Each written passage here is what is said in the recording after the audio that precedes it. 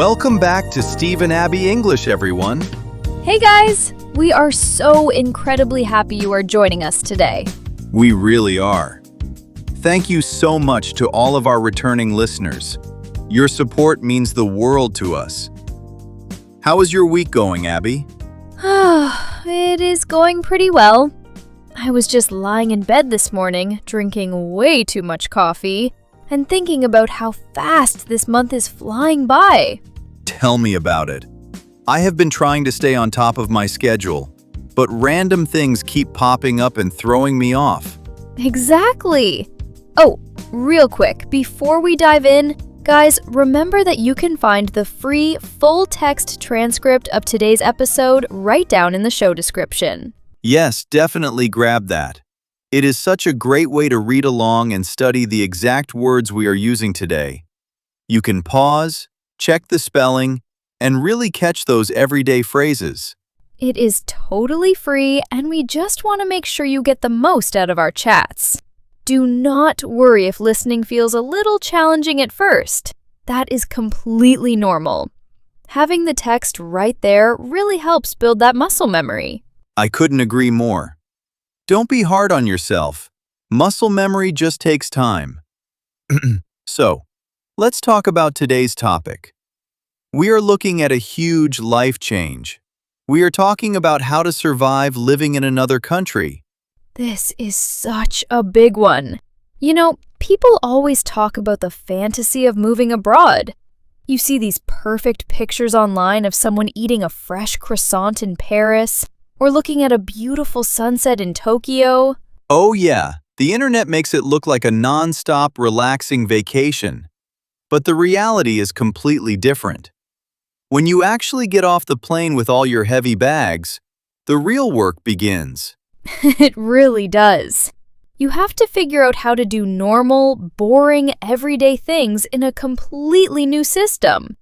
Just going to the grocery store can be the hardest thing you do all week. I remember my first time in a foreign grocery store. I spent 20 minutes just staring at all the different milk cartons. I felt like my brain was completely melting because I could not read any of the labels. Totally. Even a simple trip to buy dinner can completely drain your brain when you are trying to translate everything around you. It is a massive amount of information to process. It definitely is. Adapting to life abroad is a huge roller coaster of emotions. But there are ways to make it easier. All right, let's jump right into today's first real talk and hear how you handled it. So, a few years ago, when I moved to Spain, I had this massive wave of feeling completely lost. The first week was fine because I was busy unpacking boxes and buying furniture, but by week 2, it really hit me hard. Oh no, the honeymoon phase ended. Exactly. I was just sitting in my small empty apartment on a Tuesday afternoon staring at the blank wall. I was feeling so incredibly homesick. I missed my family, my friends, and even my boring local grocery store back home. That is so tough. Feeling homesick is the absolute hardest part of moving anywhere new. It feels so heavy. It really does. I realized I was spending way too much time inside hiding from the world. I was basically becoming a total homebody because I was too scared to go out and struggle with the language. Classic avoidance. Yeah, it was bad. I knew I had to do something to actually settle in, or I would probably end up packing my bags and flying back home early. So I came up with my local cafe trick. Okay, I am very curious about this trick. Tell me everything. Well, before I found the cafe, I actually tried going to big social events. I went to this huge language exchange meetup in the city center, but it was way too loud, there were way too many people, and I felt completely invisible. Oh, I hate those. They can be so overwhelming when you are already feeling nervous and out of place. Totally. I bailed on the event after 20 minutes and almost cried on the bus ride back to my street. That is when I realized I needed something much smaller. I found this tiny corner coffee shop about 2 blocks from my building. That sounds much more manageable. It was. I decided I was going to walk down there every single morning at the exact same time and order the exact same coffee. No matter how tired I was, I forced myself to go. That is a brilliant strategy. Build a daily routine. Right. The first few days, it was super awkward. I would walk in, nervously point at the menu board, say my order with a terrible accent, grab my hot drink, and practically run out the door. I can picture that perfectly. Just pure survival mode. Total survival mode. But I kept showing up. I went on Monday, then Tuesday, then Wednesday. By the second week of this routine, the older guy working behind the counter actually recognized my face. Wow, that happened fast. It did. One morning, I walked in out of the rain, and before I could even say a single word, he just smiled, pointed to the big espresso machine, and gave me a huge thumbs up. That is the best feeling in the world. You actually made a real human connection without even talking. Yes, it made me feel like I belonged there, even just a little bit. It took about a month of showing up, but I finally started to feel like I was a regular. I love that so much. Being a regular at that one cafe changed everything for me. It gave me a safe spot. I would bring my notebook, sit by the big front window, and just watch the people walking by. If I had a bad day, I knew I could just sit there and decompress. That makes total sense. Finding that one familiar spot really anchors you when everything else around you feels chaotic and stressful. Exactly. Just knowing the barista knew my face helped me settle in way faster than any textbook did. Hold on. Before we go further, you just used some great words there. Let's get into our Real Talk breakdown. Welcome to the Real Talk Breakdown. Abby, your story was full of amazing everyday English. The 3 phrases we are looking at are homesick, settle in, and be a regular. These are perfect for talking about big life changes. These are phrases you will hear native speakers use all the time. Let's start with homesick. I said I was feeling incredibly homesick. We use this instead of saying I miss my country because it describes a very specific, heavy emotion. Exactly. Homesick is not just missing a physical place. It is that sad, empty feeling you get when you miss the comfort and safety of your own culture and family. Please don't be hard on yourself if you feel this way. It happens to absolutely everyone who travels. It is a completely natural feeling. Here is a quick example. After 3 months of studying in London, I started feeling really homesick for my mom's cooking. I used to call her every Sunday just to talk about food. And my example is, he was having a great time on vacation, but by the 3rd week, he got a little homesick and wanted his own bed. Great examples. Our second phrase is settle in. I said I needed to do something to actually settle in. We use this instead of the textbook word adapt because settle in sounds much cozier and warmer. Right. Adapt sounds very scientific or like a strict business term. Settle in paints a picture of getting comfortable, unpacking your boxes, and finally feeling relaxed in a new space. Using this phrase makes your English sound so much more natural and human. It removes that stiff, formal wall between you and the person you are talking to. So true.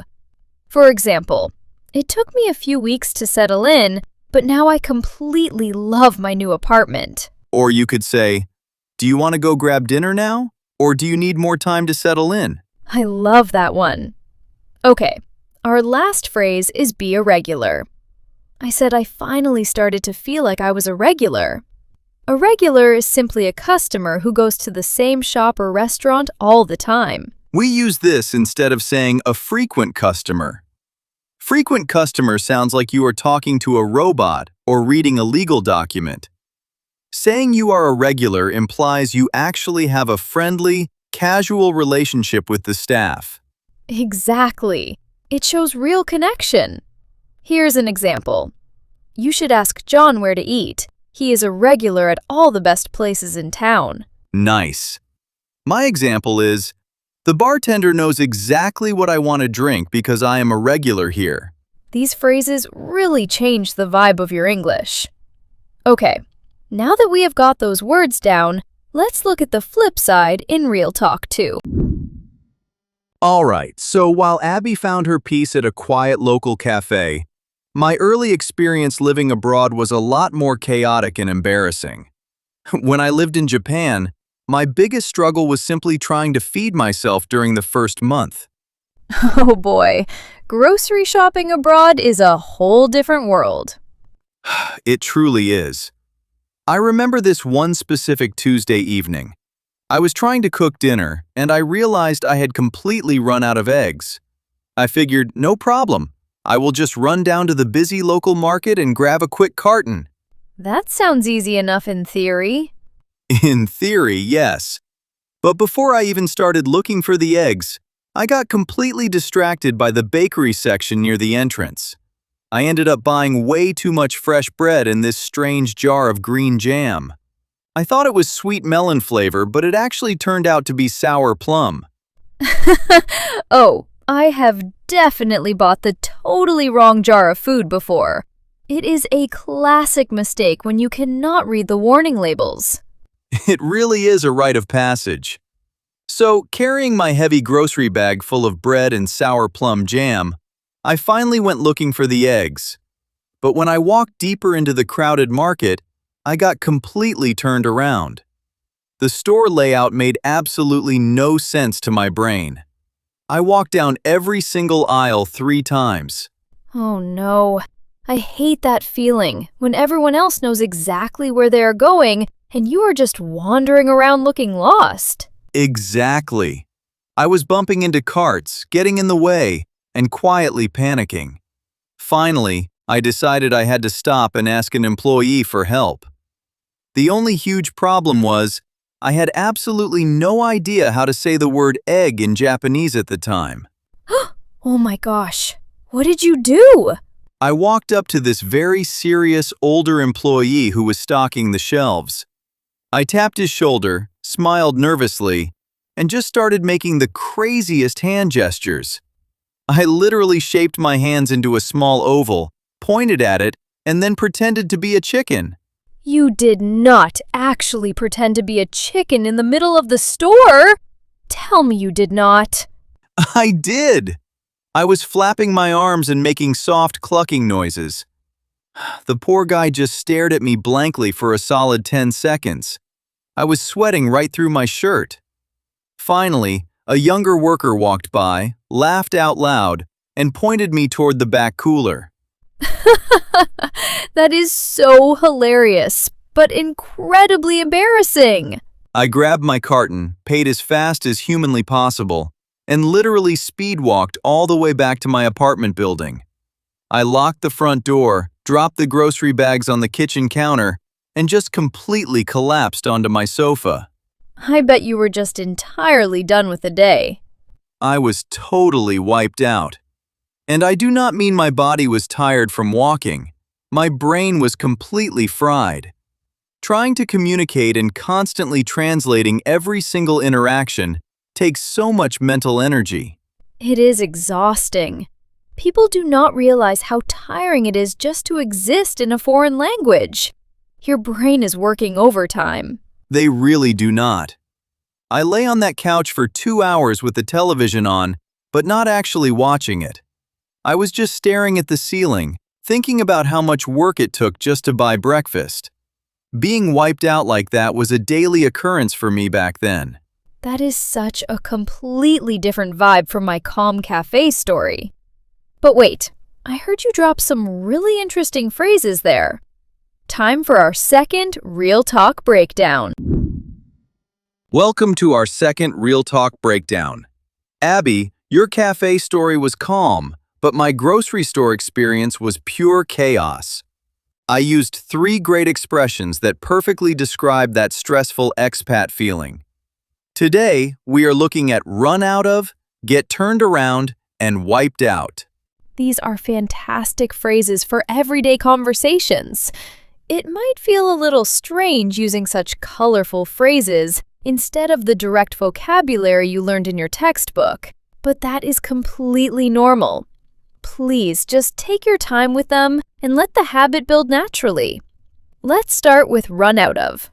You said you had completely run out of eggs. Right. To run out of something simply means you have used all of it and there is nothing left. In a formal classroom, you might say, "My supply is depleted," but in real life, we just say we ran out of it. It is much softer and more casual. Exactly. It makes the problem sound much smaller. Here is an everyday example. I cannot make coffee this morning because we ran out of milk. Good one. My example is, we need to find a gas station soon because the car is running out of gas. Such a helpful phrase. Our second expression is get turned around. You said you walked into the market and got completely turned around. This is a visual way to say you are lost. It really is.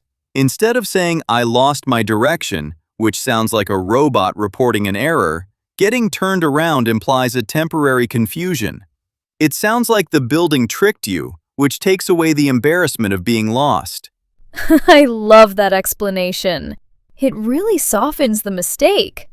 Here's my example. I always get turned around when I visit that huge new shopping mall downtown. And my example is, we got a little turned around on our hike, but we eventually found the right trail. Perfect. Okay, our third phrase is wiped out. You said you dropped your bags and were totally wiped out.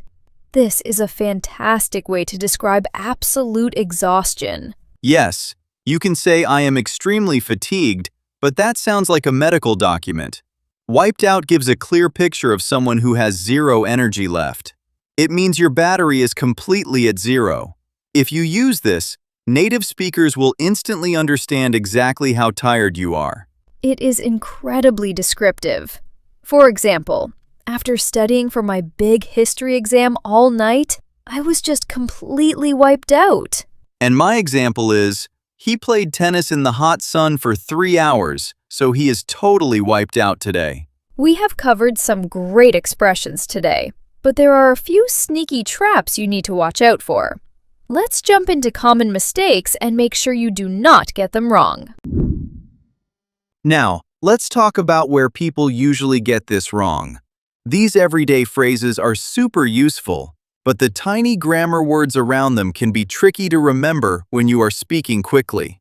Yes, it happens to beginners and advanced speakers all the time. Let's look at our first trap. When people talk about missing their home, they often say, "I am homesick of my family." Exactly. The fix here is to change the preposition. You should always say, "I am homesick for my family." We use the word "for" to clearly show what thing we are craving or missing.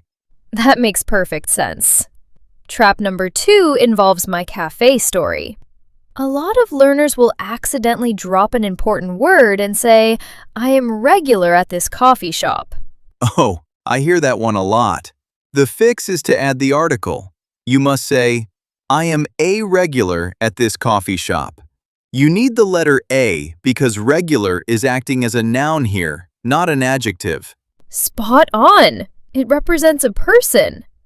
Okay, our last trap is from your grocery store nightmare. People try to explain an empty fridge and say, "I ran out the milk." Right, they drop the second preposition. The fix is to say, "I ran out of milk." You always need the word "of" to connect the action to the actual item you are missing. Yes, never forget the word "of." Okay, let's do a really quick rapid review to lock these in. Do not say, "I am homesick of my family." Say, "I am homesick for my family." Do not say, "I am regular here." Say, "I am a regular here." And do not say, "I ran out the milk." Say, "I ran out of milk." And that is how you use them in the wild. But how does that compare to what you learned in school? Let's check out textbook versus real life. Welcome to Textbook versus Real Life. Textbook English is 100% understandable, so please do not be hard on yourself if you currently speak this way. Exactly. There is absolutely nothing wrong with it. We just want to give you tools to sound a little more relaxed. Let's look at 5 examples. Here is our first pair. I feel sadness about my home. I am feeling really homesick. Homesick is just faster and sounds much more emotional. Here is number 2. I lost my true direction in the large store. I got completely turned around in the store. Turned around paints a much better picture of being casually confused. Number 3. I am a very frequent customer at this bakery. I am a regular at this bakery. Saying you are a regular sounds much friendlier. Moving on to number 4. I have 0 eggs remaining in my kitchen. I completely ran out of eggs. Ran out of is the absolute most common way natives explain an empty supply. And our final pair, number 5. I am extremely fatigued from walking today. I am totally wiped out today. Wiped out is a much better choice for casual, friendly chats with your friends. All right, you have heard us talk enough for one day. It is time for you to build that muscle memory. Let's jump right into the shadowing practice. Welcome to the shadowing practice. This is the most important part of our podcast because it trains your mouth to speak naturally. Before we start, here is a quick pro tip. When you hear the prompt, just hit the pause button on your device and repeat the sentence out loud at your own pace. Do not rush it. Exactly. Ready? Let's go. I need time to settle in. I need time to settle in. Now it is your turn. Please hit the pause button and repeat it out loud. We just ran out of coffee. We just ran out of coffee. Now it is your turn. Please hit the pause button and repeat it out loud. I am feeling completely wiped out. I am feeling completely wiped out. Now it is your turn. Please hit the pause button and repeat it out loud. Great job today, everybody. Let's wrap things up with some final thoughts. The biggest takeaway today is that moving abroad is incredibly hard, but creating small daily routines makes it entirely survivable. Finding one familiar, safe place changes absolutely everything. It really does. Now, we want to hear from you. What was the absolute hardest thing you had to figure out when you traveled somewhere new? Tell us your stories down in the comments below. Also, if you are struggling with a specific English topic right now, let us know so we can cover it soon. Thank you guys so much for hanging out with us today. Please share this episode with a friend who is studying. See you next time.